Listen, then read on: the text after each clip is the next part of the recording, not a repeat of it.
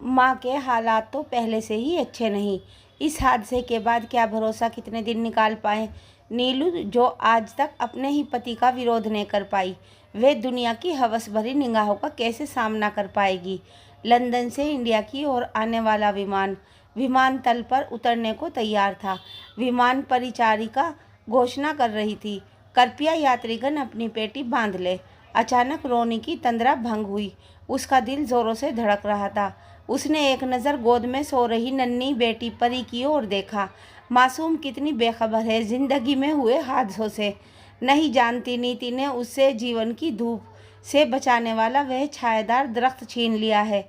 हाय, नन्ही सी मेरी बच्ची कैसे जान पाएगी पिता का साया क्या होता है। इस दूधमुही बच्ची पर भी तरस नहीं आया प्रकृति को। कितनी खुशी से उसने रणवीर के साथ अपने जीवन की शुरुआत की थी। रणवीर भी एक अच्छे और समझदार पति साबित हुए। उसे याद आ रहा है वह वक्त जब रणवीर के साथ उसका ब्याह तय हुआ था। कितना डर गई थी वे। एक तो रईस ठाकुरों के ख़ानदान से, उस पर विदेश का न जाने कितना रंग चढ़ा होगा उन पर। शराब के नशे में रणवीर का चेहरा डरा देता था। उसे आसपास मंडराती तितलियों की कल्पना मात्र से कांप जाती थी। वह राजस्थान के एक छोटे से गांव जड़ावता की रहने वाली मध्यम वर्गीय परिवार की ग्रेजुएट पास रोमी कैसे निर्वाह कर पाएगी। मगर उसकी खुशी का कोई ठिकाना नहीं रहा जब उसकी वे सारी कल्पनाएं थोती साबित हुई। रणवीर उसकी कल्पनाओं से कहीं बेहतर साबित हुए। उन्होंने न केवल ऊंची पढ़ाई हासिल की थी, बल्कि उनके व्यवहार में भी वे ऊंचाइयाँ थी। रणवीर हमेशा ध्यान रखते कि कहीं रोमी को अकेलापन महसूस न हो।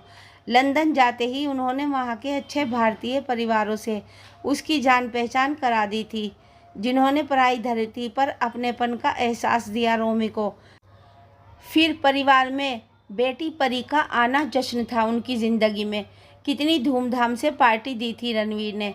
सभी मिलने जुलने वालों ने ढेरों शुभकामनाओं से नवाजा था उसे, मगर किसी की भी मंगल कामना काम न आई।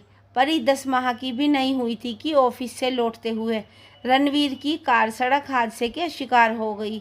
हादसा इतना भयानक था कि रोमी की ज़िंदगी के सारे रंग छीन ले गया और एक कभी ना ख़त्म होने वाला इंतज़ार दे गया माँ बेटी को।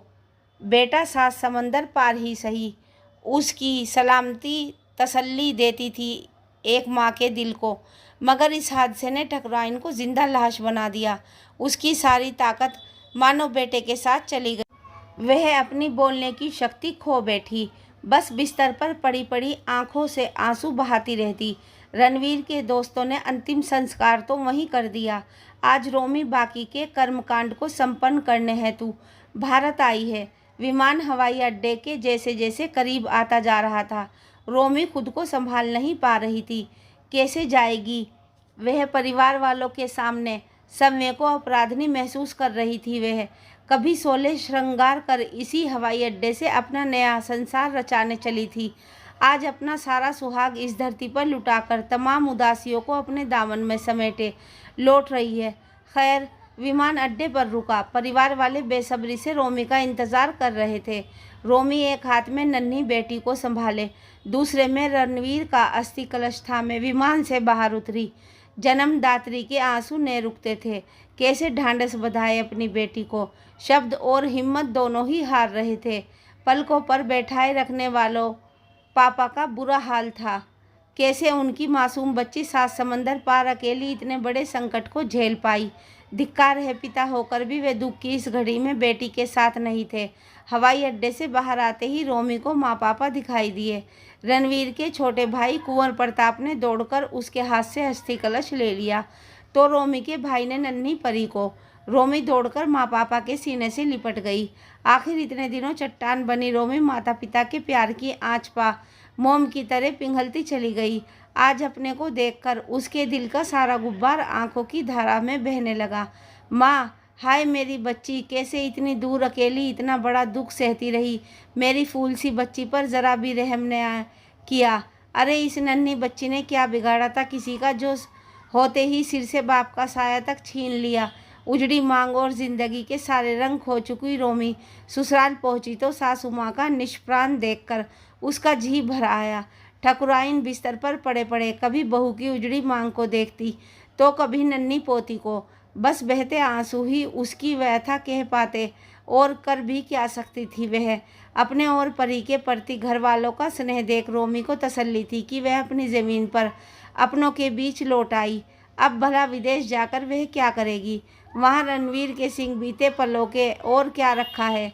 वे यादें तो उसके जीवन का अटूट हिस्सा हैं। वे कहीं भी रहे उसके साथ रहनी ही है। यहाँ रहकर वह रणवीर के परिवार का हिस्सा बनी रहेगी।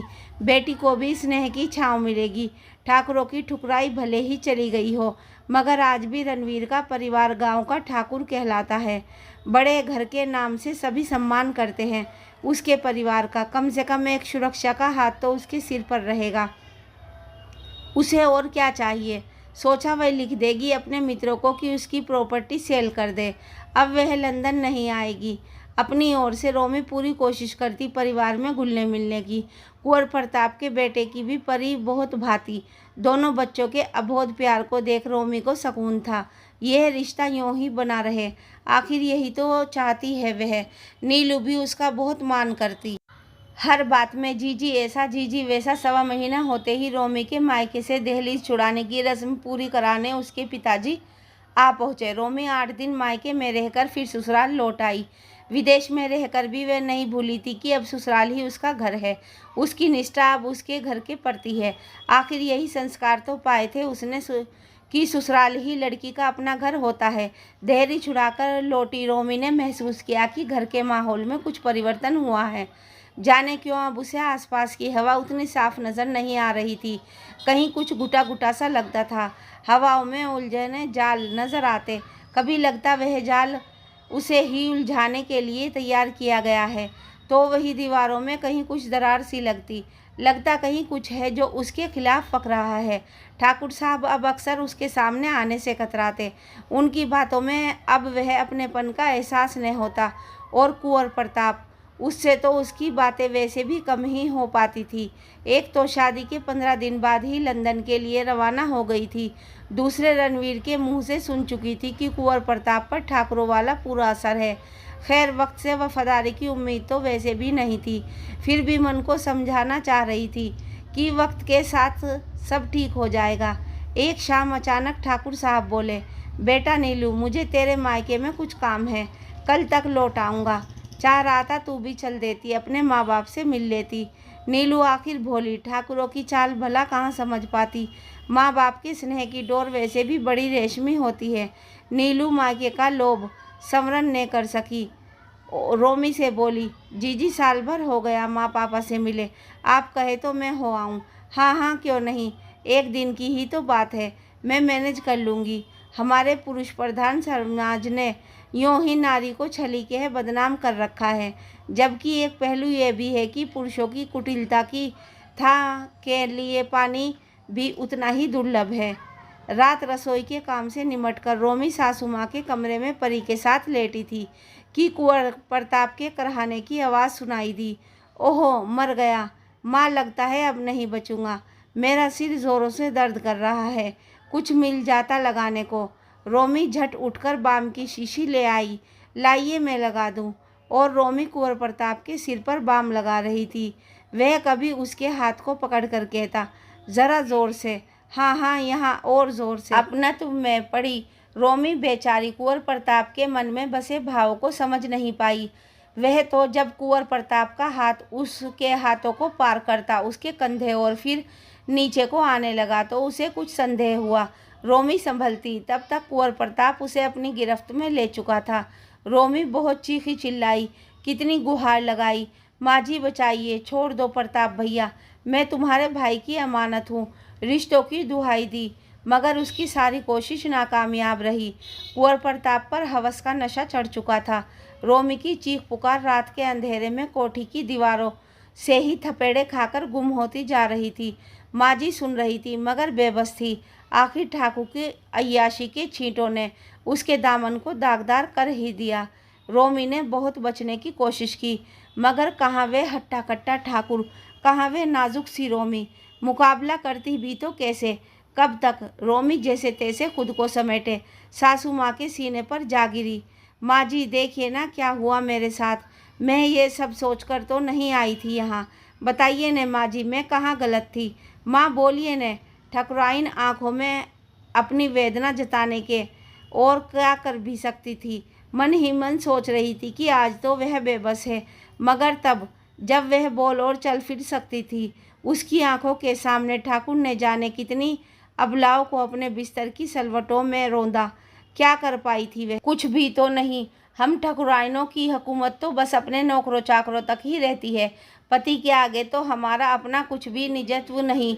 आज शायद इसी खामोशी की सज़ा पा रही है वह। चाहकर भी अपनी बहू की अस्मत नहीं बचा सकी। उसकी पीड़ा देखिए कि वह प्यार से उसके सिर पर हाथ भी नहीं रख सकी। रोमी कहे जा रही थी, माँ मैं तो ज़माने की बुरी नज़रों से बचने के लिए आपकी शरण में आई थी।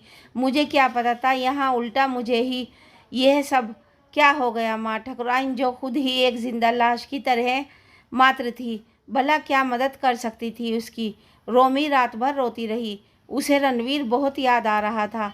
कहाँ वह नारी के प्रति सुलझा दृष्टि रखने वाला, कहाँ कुंवर प्रताप। आश्चर्य यह उसी का भाई है। सच कहा था रणवीर ने कि कुंवर प्रताप में ठाकुरों वाली बुद्धि है, मगर मुझे ही शिकार होना था। रोमी बेसब्री से सुबह होने का इंतज़ार कर रही थी कि ठाकुर साहब के आते ही उनसे फरियाद करेगी। वे ही दुरुस्त करेंगे उसकी अकल। अपने स्वर्गीय बेटे की धरोहर के साथ ऐसा अनाचार वे ज़रूर सजा देंगे उसे। ठाकुर के आते ही रोमी ने रो रो कर सारी व्यथा बयान कर दी। ठाकुर ने सुनते ही कुंवर प्रताप पर दहाड़ना शुरू कर दिया। क्या क्या ने कहा, सिर्फ हाथ उठाना भर रह गया था। रोमी तो डर गई थी, कहीं बात खतरनाक मोड़ने ले अख्तियार कर ले। वे रोमी को देख बोले जा रहे थे, बेटी क्या करूं इस नामुराद का, अब तू ही कह। इस बुढ़ापे में एक यही तो आसरा है हमारा, घर से निकाल भी नहीं सकता उसे। नारी मन भावुक होता है, फिर बाप जैसे रिश्ते पर तो संशय का प्रश्न ही नहीं उठता। आखिर उससे पावन रिश्ता और कौन सा है। रोमी का निश्चल मन सोच भी नहीं पाया कि ये सब ठाकुर के घड़ियाली आंसू हैं। उसे कहीं से कुछ अप्रत्याशित ने लगा, बल्कि वह तो डर गई कि कहीं ऐसा न हो ठाकुर साहब गुस्से में कोई कठोर कदम उठा बैठे और लोग कहें ऐसी बहू आई कि एक बेटे को खा गई, चैन न आए तो दूसरे बेटे को भी छीन लिया। वह बेचारी तो उल्टे खुद को नीलू का गुनहगार समझ रही थी। नीलू के मन में अपने लिए कोई मेल पैदा न हो, सो उसने अभी नी सफाई पेश की। तब नीलू ने आंखों में आंसू भर इतना ही कहा, मैं जानती हूँ जीजी, आप निर्दोष हैं। रोमी आवक नीलू को देखती रही। इस घटना को तकदीर का लेखा मान भीतर ही भीतर घुल रही थी। रोमी एक ही छत के नीचे अपनी अस्मत के लुटेरे के साथ रहना कितना त्रासद था उसके लिए। वह निर्णय नहीं ले पा रही थी कि क्या करे, यहाँ रहना उचित होगा या नहीं। असमंजस में थी। मन तो किया था उसी पल यह घर छोड़ दे, मगर रणवीर के माता पिता क्या सोचेंगे। बेटा तो गया, बहू भी उन्हें छोड़ गई। जो हुआ उसमें भला उनका क्या दोष। अनचाही दिशा में ही सही, वक्त का दरिया अपनी गति से बह रहा था। सप्ताह भी ने बीता था कि एक दिन रात में सासू माँ की तबीयत ज़्यादा खराब होने पर रोमी ने सोचा ठाकुर साहब को बुला लाऊं। जैसे वही उनके कमरे के करीब पहुंची, उसे कुछ खुसर फुसर की आवाज़ें सुनाई दी। उसने घड़ी देखी, रात के 1:15 बज रहे थे। इस वक्त बाबूजी किससे बात कर रहे हैं? कौन हो सकता है उनके कमरे में? कौन है इतनी रात गए? बाबूजी किससे बातें कर रहे हैं? यह सब सोच रोमी दरवाजे से झांकने लगी। देखा अंदर कुंवर प्रताप और बाबूजी में बातें चल रही थी। एक पल को रोमी ने सोचा लौट जाए। वैसे भी कुंवर प्रताप को देखते ही उसका खून खोल जाता है, मगर जैसे ही वे जाने को हुई उसके कानों में आवाज़ टकराई। क्या करता साली मानती ही नहीं थी, बड़ी सावित्री बन रही थी। तुम्हारे भाई की ब्याहता हूँ, छोड़ दो मुझे। एक पल को रोमी पत्थर हो गई, मानो कोई भारी चीज़ उसके सिर पर दे मारी गई है। यह तो उसके बारे में चर्चा हो रही है, शायद बाबूजी कुंवर प्रताप को डांट रहे हैं। यह सोचकर उसका मन जानने को इच्छुक हुआ। अरे नालायक, तुझसे किसने कहा था पहली ही बार में मांस नोचने को? अरे जानता नहीं, वह परदेश में रहकर आई है, नज़ाकत वाली बनती है। उसके मिजाज को समझकर वैसा पासा फेंकना था। पहले उसे अपनी गिरफ्त में लेता, प्यार से बहलाता फुसलाता। तूने तो पहली बार में ही जवानी का जोर दिखा दिया, सारा किया धरा गुड़ गोबर कर दिया। अब कोई और उपाय खोजना होगा। अब क्या करें? अरे तू ठाकुरों की औलाद है, एक औरत को भी काबू न कर पाया। तुझसे प्यार से नहीं तो धिक्कार से समझाता रहा ने मेरी बात। अरे एक विधवा को काबू करने में इतना सोच रहा है, ज़्यादा सोच मत। मोम को पिघलने में ज़्यादा देर नहीं लगती। और फिर विदेश में रही है, ज़्यादा ऊंच नीच का विचार वह भी नहीं करेगी। सोच ले, अगर निकल गई ने चिड़िया हाथ से तो फिर बस आधी जायदाद गई, समझ ले। अच्छा है नागफन फैलाए, इससे पहले उसे कुचल देना चाहिए। पड़ी रहेगी घर में रखेल बनकर, उसकी भी ज़रूरत है। जवान है, कहीं और मुंह मारे, इससे तो यह घर क्या बुरा है। घर का माल घर में रहेगा। तुमको लगता है बाबूजी वह मानेगी? अरे मानेगी कैसे नहीं।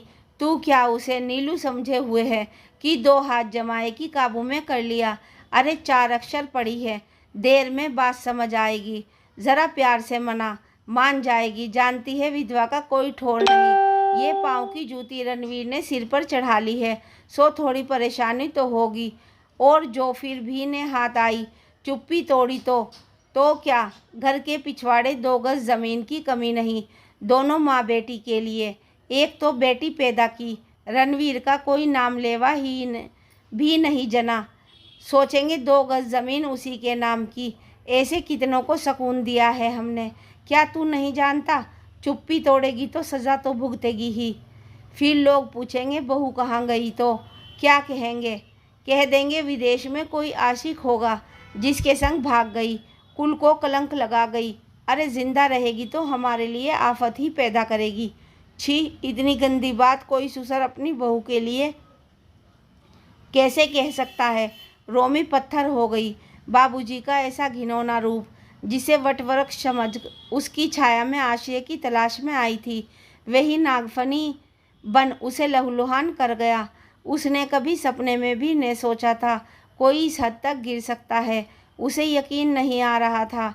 ऊंची हवेली में रहने वाले ठाकुरों का घिनौना सच आज रोमी के सामने था। रोमी किसी से कहती भी तो शायद कोई यकीन न करता। खुद उसे ही यकीन करने में कितना वक्त लगा कि बाप सामान ससुर एक ज़रा सी दौलत की खातिर अपने ही बेटे की स्मृतियों के साथ घृणित षड्यंत्र खेल रहा है। और वे भाई समान देवर। कहते हैं कि भाई बायां हाथ होता है, उसको खोना जीवन की आधी उपलब्धि को खोना है। मगर यहाँ तो आंखों पर दौलत का ऐसा मोटा चश्मा चढ़ा है कि मातम भी जश्न दिखाई दे रहा है उन्हें। उफ, वह तो सोचकर आई थी कि रणवीर के जाने के बाद उसके परिवार वाले अपने बेटे की इस निशानी को सिर आंखों पर बिठा कर रखेंगे। पिता का साया उठ गया तो क्या, कम से कम दादा दादी चाचा चाची का हाथ तो होगा उसके सिर पर। वहाँ पराई ज़मीन पर तो वह अपने संस्कार ही भूल जाए शायद। कितनी गलत थी उसकी सोच तब। यहाँ तो मानो इंसानियत मर गई है उसकी। आज दोनों माँ बेटी की जान के लाले पड़ गए हैं। उसने तो कभी दौलत की चाह भी नहीं की थी। वह तो बस आश्रय तलाशने आई थी, मगर नहीं जानती थी कि जिस वृक्ष की अपनी जड़ें खोखली हों वह भला दूसरों को क्या पनाह देगा। उसने सोच लिया अब वह यहाँ नहीं रहेगी। सुबह उसने अपना सामान समेटा और परी को गोद में लेकर अचानक घोषणा कर दी, वह मायके जा रही है। वहीं से लंदन के लिए रवाना हो जाएगी। ठाकुर और कुंवर प्रताप सकते में थे। यह स्क्रिप्ट तो उनके खेल में कहीं से कहीं तक ने थी। अचानक कैसे हो गया यह सब? दोनों बाप बेटे एक दूसरे का मुंह देख रहे थे। चिड़िया जाल से भाग जाना चाहती थी। ठाकुर की नज़रें कुंवर प्रताप को घूर रही थी, कहीं इसने ही फिर कोई ऊंच नीच तो नहीं कर दी। वही कुंवर प्रताप सोच रहा था। उसने तो अभी कुछ किया ही नहीं। फिर अचानक रोमी एक हाथ में परी को थामे, दूसरे में एक अटैची लिए बाहर को निकल पड़ी। ठाकुर पुराना खिलाड़ी था, समझ गया यह चिड़िया अब हाथ ने आने की, सो उसने आखिरी चाल चली। बहू, जब तुमने सोच ही लिया है जाने का तो ठीक है, चलो तुम्हें मायके तक छोड़ दें। रोमी के कानों में राज ठाकुर के कहे शब्द गूंज रहे थे कि हवेली के पीछे 2 गज ज़मीन की कमी नहीं। वह एकदम चीख कर बोली, नहीं, कोई ज़रूरत नहीं। मैं बस से चली जाऊंगी, आप तकलीफ़ न करें। और उसने एक हाथ से सूटकेस और दूसरे हाथ में परी को थाम तेजी से बाहर आ गई। ठाकुर की आंखें अंगार बरसा रही थी। एक मामूली सी औरत उनकी शह को मात दे गई। क्या करें, कैसे बात को संभाला जाए? कोई सूरत ने नज़र आने पर ठाकुर बोला, अरे कुंवर प्रताप, बहू अकेले जा रही है, जानता नहीं आजकल रास्ते में कितने हादसे होते रहते हैं। चल कम से कम उसे बस में तो बैठा आए। दोनों घर से बाहर आए। तब तक रोमी ऑटो में बैठ चुकी थी। दोनों ने तेज़ी से उसका पीछा किया। रोमी ने देखा कार उसका पीछा कर रही है। वे समझ गई कि दोनों बाप बेटे किसी भी हद तक जा सकते हैं। रोमी जल्द से जल्द बस स्टैंड पहुंच जाना चाहती थी। जैसे जैसे उनकी कार रोमी के ऑटो के करीब आती जा रही थी, उसका दिल ज़ोरों से धड़क रहा था। वह परी को गोद में भींचे प्रकृति को याद कर रही थी। भैया ज़रा तेज़ चलाओ ने, वह कार हमें ओवरटेक न कर पाए। भैया प्लीज़ जल्दी चलिए ने। कोशिश करता हूँ मैडम। आज ठाकुर साहब और कुंवर प्रताप सिंह रोमी को साक्षात यमदूत नजर आ रहे थे। यूं मृत्यु को करीब देख उसकी घबराहट बढ़ती जा रही थी। ड्राइवर ने ऑटो की रफ्तार तेज़ की ही थी कि सामने एक बड़ा सा ट्रक आ गया। चीचर की आवाज़ के साथ एक ज़ोरदार ब्रेक लगाते हुए ड्राइवर ने ऑटो को टर्न किया। ऑटो ट्रक के दूसरी ओर जा पड़ा और तेज़ रफ्तार से ऑटो का पीछा करती ठाकुर की कार ट्रक में जा घुसी। प्रकृति का न्याय सामने था। उसे शायद आज दया आ गई बेबस माँ बेटी पर। उनकी जान लेने चले दोनों नरभक्षी समवे मौत के मुंह में चले गए थे। रोमी ने चैन की सांस ली, मगर परिवार के लिए यह दूसरा बड़ा हादसा था। 2 माह के भीतर घर के तीनों मर्द चले गए। गांव में गहरे शोक की लहर दौड़ गई। कोठी में गांव वालों की भीड़ जमा हो गई। लोग अफसोस कर रहे थे, इस घर को देखो, कोई मर्द नहीं, 3 विधवाएं, मानो तीनों अभिशापित हों। कैसे संभालेंगी खुद को?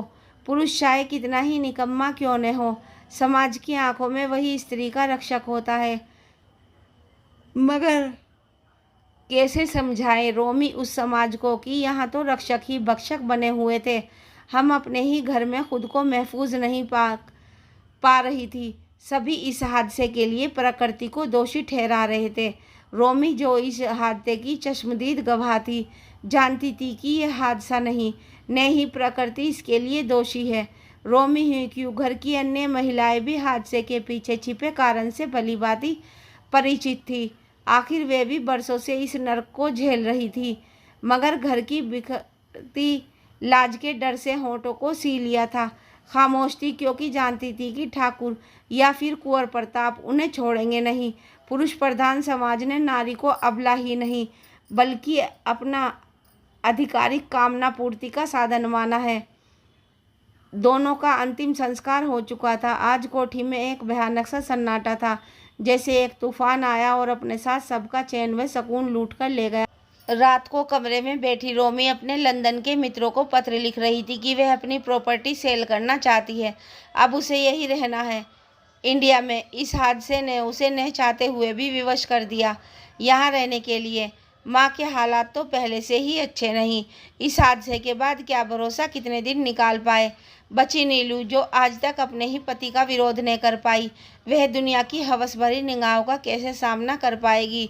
रणवीर नहीं है उनकी जगह, अब उसे ही यह जिम्मेदारी निभानी है।